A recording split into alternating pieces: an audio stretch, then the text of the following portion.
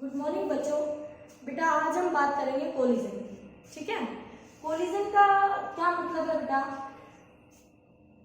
आपने देखा होगा, आपने कंचे तो खेले ही होंगे मार्बल। ठीक है, तो जब दो कंचे आपस में टकराते हैं, ऐसे जब वो टकराते हैं तो वो अपना पाथ चेंज कर लेते हैं, पाथ को चेंज कर लेते हैं या उनका पाथ चेंज हो जाता है। ठीक है, तो ध्यान से सुनिएगा कि जो कोलिजन है वो कोई भी दो बॉडी का टकराए या टकराने से कोलिजन नहीं होता है। बिना टकराए भी एक बॉडी दूसरे बॉडी के पाथ को अफेक्ट कर सकती है, उसे भी हम कोलिजन कहते हैं। ठीक है, जैसे रदरफोर्ड स्कैटरिंग में होता है, उसमें अल्फा पार्टिकल्स चलते हैं, न्यूक्लियस ये आपका पॉजिटिवली चार्ज होता है, तो ये भी पॉजिटिवली चार्ज होते हैं, तो इस बॉडी का फोर्स इन पार्टिकल्स के पाथ को क्या कर देता है, डेविएट कर देता है, चेंज कर देता है। तो यही प्रोसेस आपका कोलिजन होता है। तो मतलब कोलिजन के लिए जरूरी नहीं है दो बॉडी फिजिकल कांटेक्ट में ही आए। ठीक है, लेकिन हम अपना जो टॉपिक डिस्कस करने जा रहे हैं उसमें हम दो बॉडीज का फिजिकल कांटेक्ट कोलिजन लेके चलेंगे। ठीक है, तो मैंने आपको बता दिया कोलिजन क्या होता है। अब कोलिजन आपका दो तरह का होता है बेटा, एक होता है इलास्टिक कोलिजन, एक होता है इनइलास्टिक कोलिजन। इलास्टिक कोलिजन एक होता है इन इलास्टिक कोलिजन। ठीक है, अब इनके अंदर इनको समझने के लिए जो इनके की रूल्स हैं, यानी कि जो इनको सोल्व करने की जो चाबी है वो क्या क्या है वो सुनिए आप ध्यान से। इलास्टिक कोलिजन वो होते हैं नंबर 1 जिसमें टोटल एनर्जी हमारी कंजर्व रहे। ठीक है, नंबर 2 लीनियर मोमेंटम कंजर्व रहे। ठीक है, तीसरा काइनेटिक एनर्जी कंजर्व रहे। मींस इस प्रोसेस के ड्यूरिंग टोटल एनर्जी सिस्टम की चेंज नहीं होगी, लीनियर मोमेंटम सिस्टम का चेंज नहीं होगा, काइनेटिक एनर्जी सिस्टम की चेंज नहीं होगी, यानी लॉस नहीं होगी। ठीक है, बॉडी के पास रहेगी उसकी एनर्जी। लॉस कहाँ हो सकती है? जब दो बॉडी टकराती है तो हीट में, साउंड में। ठीक है, इस तरह से उनकी एनर्जी लॉस हो सकती है इस प्रोसेस में। लेकिन अगर हमारा इलास्टिक कोलिजन है तो हमारे ये की रूल्स हैं। ठीक है बेटा, आवाज नहीं। एक फोर्थ भी है मोर इंपॉर्टेंट। जब इलास्टिक कोलिजन होता है बेटा तो ड्यूरिंग कोलिजन जो फोर्सेस इन्वॉल्व होते हैं वो all forces are conservative forces. All forces are conservative in nature, conservative in nature. ठीक है, तो इनइलास्टिक कोलिजन में क्या क्या होता है वो सुनिए आप। ठीक है, फिर बताती हूँ इलास्टिक कोलिजन किसको कहेंगे, इनइलास्टिक किसको कहेंगे। मैं परफेक्टली का केस लेके आपको समझाऊंगी। ठीक है, तो पहला होता है बच्चों, ये दो टर्म जो आप यहाँ देख रहे हैं ये दोनों कॉमन है, यहाँ पर same as it is. First point same, second point same, linear momentum conserve रहेगा, टोटल एनर्जी कंजर्व रहेगी। Third point is different, kinetic energy is not conserve, यानी कि कुछ ना कुछ काइनेटिक एनर्जी का लॉस हो जाएगा इस प्रोसेस में, कुछ ना कुछ काइनेटिक एनर्जी का लॉस हो जाएगा। नंबर 4 कहता है कि मे बी ऑल फोर्सेस या कुछ forces, some forces, all forces may be आपके नॉन कंजर्वेटिव। तो यहां पर जो फोर्सेस होंगे वो आपके कैसे होंगे, नॉन कंजर्वेटिव नेचर के होंगे, या तो सभी या उनमें से कुछ। ठीक है, सम या all forces are non conservative forces. ठीक है बेटा, अब सुनिए, परफेक्टली इलास्टिक कोलिजन जो होता है, परफेक्टली इलास्टिक कोलिजन, मैं एग्जांपल बताती हूँ आपको कि हमारे पास दो बॉडी है, हम कंचे खेलते हैं, सभी को पता है, आपने खेले होंगे बच्चों, गांव में आपने, मैंने तो बहुत खेले हैं। ठीक है, तो जब हम मार्बल्स खेलते हैं तो एक बॉडी की स्पीड मान लीजिए u1 है, दूसरे की u2 है। ठीक है, टकराने के बाद इनकी अपनी अपनी स्पीड होगी v1 v2, ये मान लेते हैं। ठीक है बेटा, बेटा आवाज नहीं, तो क्या होगा यहाँ पर, परफेक्टली इलास्टिक कोलिजन वो होगा बच्चों जिसमें पहले इन दोनों के मिलके जो काइनेटिक एनर्जी थी, अगर उतनी ही काइनेटिक एनर्जी इनकी कोलिजन के बाद हो, उतनी ही मिलके काइनेटिक एनर्जी, थर्ड वाला पॉइंट आप देख रहे हैं यहाँ पे, क्योंकि यही पॉइंट आपके यहाँ डिफर कर जाता है। ठीक है, तो आप एक कंचे को लेते हैं, उसको दूसरे से ऐसे मारते हैं और फिर दोनों चल पड़ते हैं। और परफेक्टली इनइलास्टिक कोलिजन के अंदर हमने क्या देखा है कई बार कि एक जो हमारा सेकंड बॉडी है वो रेस्ट में है, फर्स्ट बॉडी से हमने उसको हिट किया तो फर्स्ट वाली रेस्ट में आ गई और सेकंड वाली अपनी चल पड़ी, या दोनों मिलके चल पड़ी, तो वहां पर कुछ एनर्जी लॉस हो जाती है, तो वो हमारा इनइलास्टिक कोलिजन कहलाता है। ठीक है, अब हमें इनको डिस्कस करना है, इलास्टिक कोलिजन को और इनइलास्टिक कोलिजन को वन डायमेंशन में। ठीक है, जो हमारा बहुत ही इंपॉर्टेंट टॉपिक है बच्चों, आवाज नहीं, तो देखिए सबसे पहले लेते हैं हम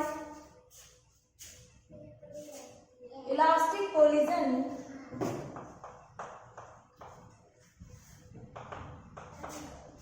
इन 1D, इलास्टिक कोलिजन इन 1D। बेटा आपको बहुत ही ध्यान से सुनना है और समझना है, टॉपिक थोड़ा सा लेंथ में लंबा है लेकिन इजी है, भाई आवाज मत करो दोनों बच्चे। ठीक है, देखिए बेटा हम ये ले लेते हैं अपनी फर्स्ट बॉडी और ये हमारी सेकेंड बॉडी, इसकी वेलोसिटी u1 है, इसकी वेलोसिटी u2 है, और ये सिचुएशन है बिफोर कोलिजन की, बिफोर कोलिजन।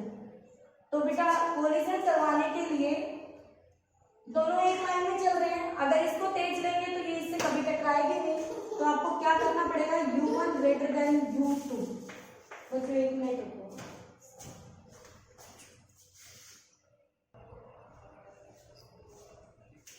ठीक है बेटा, तो u1 हम ज्यादा लेंगे तभी ये दोनों बॉडी टकराएंगे। तो अब हमने ले लिया कि ए बॉडी, इसको ए नाम, इसको बी नाम, और बी बॉडी दोनों टकरा रही है, ये है ड्यूरिंग कोलिजन।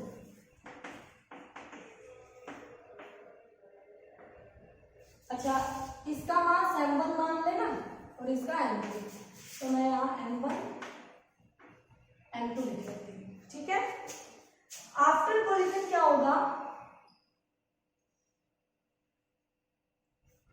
ये v1 से जाएगी,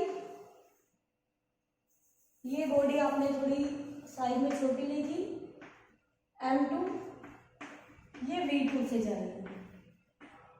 ये सिचुएशन है हमारी आफ्टर कोलिजन की।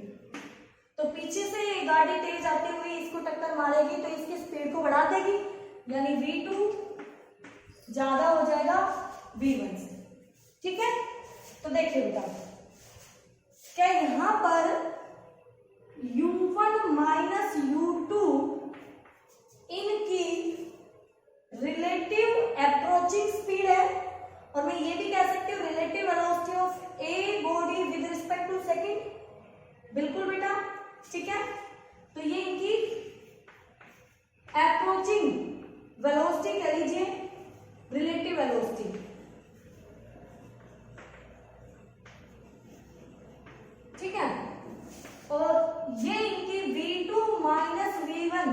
Second body with respect to first body, ये इनकी क्या हो जाएगी, सेपरेशन वेलोसिटी, रिलेटिव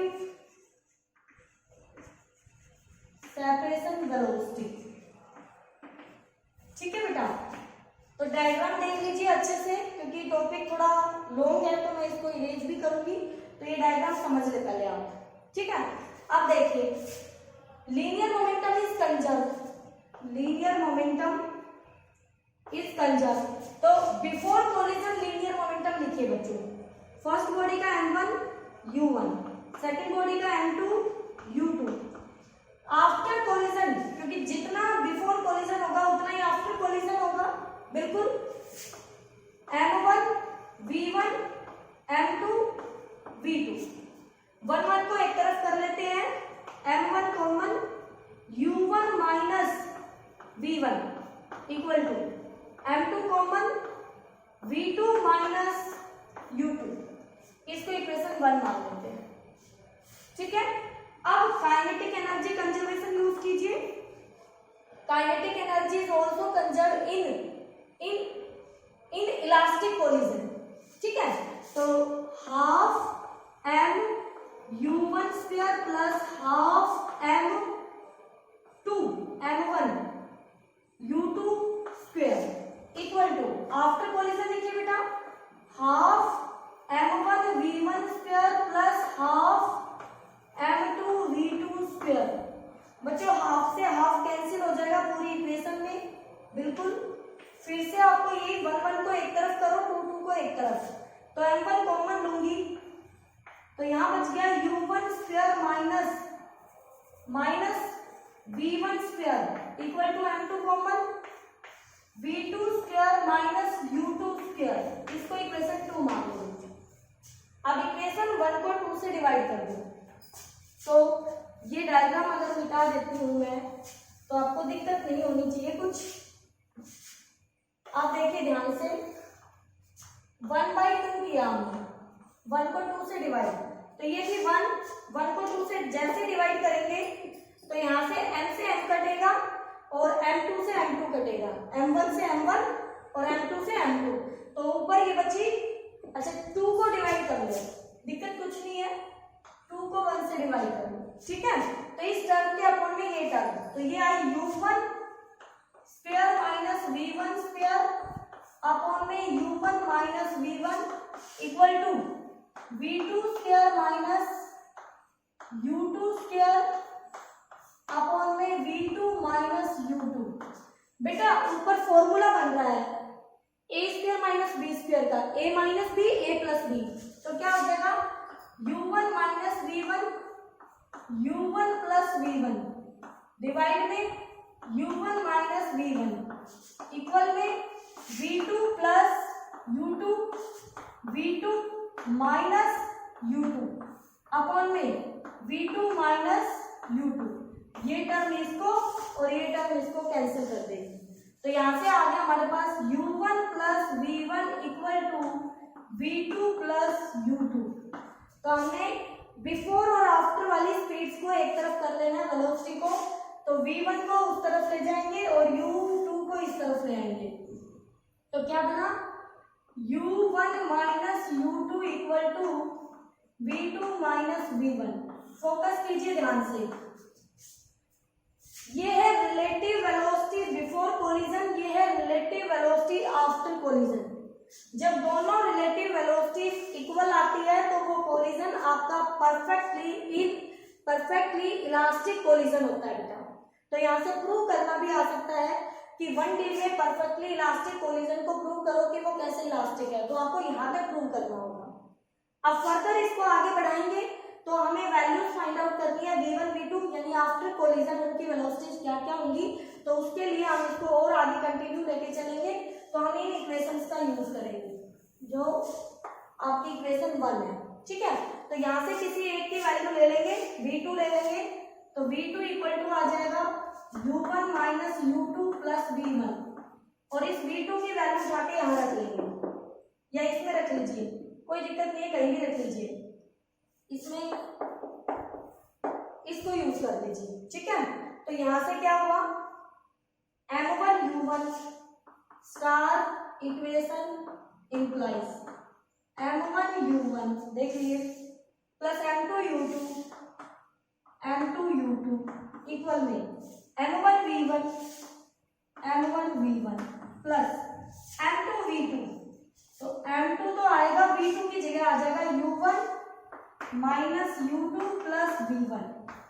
तो बेटा u1 u2 m1 m2 ये सारी टर्म्स तो नोन है ना, बिफोर कोलिजन हम लेके चलेंगे सारी बातें। हमें v1 निकालना है, सिर्फ एक अननोन फैक्टर है इस इक्वेशन में, वो हम निकाल सकते हैं। तो क्या आएगा देखो ध्यान से, मैं थोड़ा यही सिंप्लीफाई कर रही हूँ बेटा, तो आप इसको अच्छे से अपनी रफ नोटबुक में करके देख सकते हैं अगर आपको यहाँ कोई कंफ्यूजन हो रहा है तो। यहाँ से बनेगा m2u1, ये है m1u1। तो जैसे ही मैं इस टर्म को इधर लेके आऊंगी तो ये मेरा आएगा m1 माइनस m2। देख लीजिए u1 कॉमन कर दिया और m1 ये टर्म इधर आके माइनस की m2। आगे चलिए m2u2, ये माइनस की टर्म इधर आके प्लस m2u2, एक पहले ही है 2m2u2 हो गया। ठीक है, अब इक्वल में चलिए v1 की टर्म एक ये रही m1 plus m2 v1 common देख लीजिए। तो देयरफॉर v1 इक्वल टू आ जाएगा, क्या आएगा डिवाइड में कौन जाएगा m1 प्लस m2 जाएगा डिवाइड में, पूरी इक्वेशन के डिवाइड में। तो हम इसको कैसे लिख लेंगे m1 माइनस m2 इंटू में u1 plus 2m2u2 divided by m1 plus m2। ठीक है, और दूसरी वेलोसिटी के लिए v2 के लिए आपको इस तरह से करने की जरूरत नहीं है, आप सिमिलरली करके लिख सकते हैं। सिमिलरली v2 जहां पे 1 है वहां पर 2 कर दीजिए, यहाँ 2 है वहां 1 कर दीजिए। तो यहाँ हो गया m2 माइनस m1, यहाँ हो गया u2 प्लस 2m1u1 डिवाइड में कोई फर्क नहीं पड़ेगा बेटा क्योंकि सामने। तो ये आपके पास आ जाएगी वेलोसिटी आफ्टर सेपरेशन, ठीक, सॉरी कोलिजन। तो कोलिजन के बाद कितनी वेलोसिटी अटेन करेंगे दोनों बॉडीज, वो वेलोसिटी आपकी ये आ जाएगी। ठीक है, तो ये था हमारा इलास्टिक कोलिजन इन 1D। ओके, तो अच्छे से पढ़े इसको, कोई भी डाउट आए तो पूछे।